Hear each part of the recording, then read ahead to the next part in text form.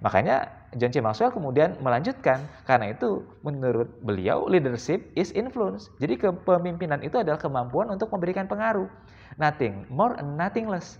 Jadi tidak lebih dan tidak kurang. Jadi kepemimpinan itu adalah kemampuan kita untuk memberikan pengaruh kepada orang lain. Nah, pertanyaannya adalah Bapak Ibu semua, apakah memberi pengaruh itu hanya milik mereka yang punya otoritas? Apakah hanya milik mereka yang punya kedudukan? Apakah milik mereka yang punya harta? Apakah milik mereka yang punya popularitas? Ternyata tidak begitu. Jadi kemampuan untuk memberikan pengaruh itu bisa dilakukan oleh siapa saja, bisa dilakukan oleh siapapun, walaupun dia tidak punya otoritas, walaupun dia tidak punya pengaruh.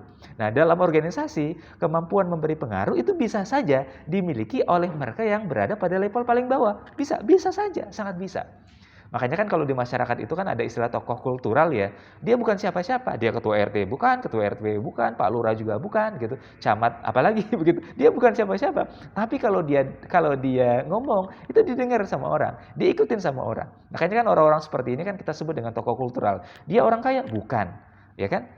Dia punya kedudukan enggak ya, tapi dia didengar, dia punya pengaruh begitu.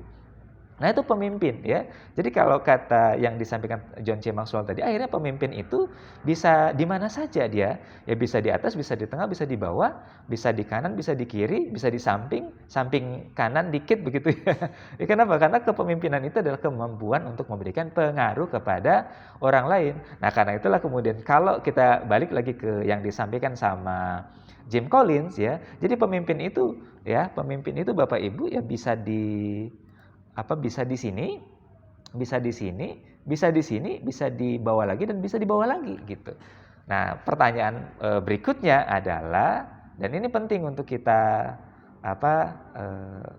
lakukan. Pertanyaan berikutnya itu adalah, jadi dengan selain yang pertama kita memahami bahwa pemimpin itu semua anggota dalam organisasi adalah pemimpin, maka salah satu insight yang bisa juga kita dapatkan adalah ternyata level kepemimpinan ini atau hierarki kepemimpinan ini bisa kita jadikan sebagai panduan untuk mengetahui apa tugas kepemimpinan kita di masing-masing level begitu.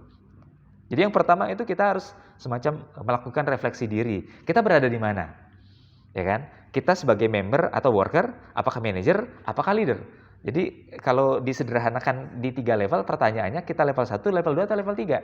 Nah, itu dulu yang harus kita jawab ya. Kita di level 1, level 2 atau bahkan level 3. Nah, setelah kita mampu untuk menjawab pertanyaan itu, baru kemudian bisa kita kembali lihat piramida ini. Kalau kita di level 1, ternyata apa harus kita lakukan? Nah, kalau ternyata kita adalah pemimpin level 1, apa yang harus kita lakukan? Ternyata kalau kita adalah pemimpin level 1 atau sebagai seorang member atau sebagai seorang worker, apa yang harus kita lakukan? Maka ternyata kita harus menjadi highly capable individual dan setelah itu menjadi contributing team member. Dua ini ya. Jadi dua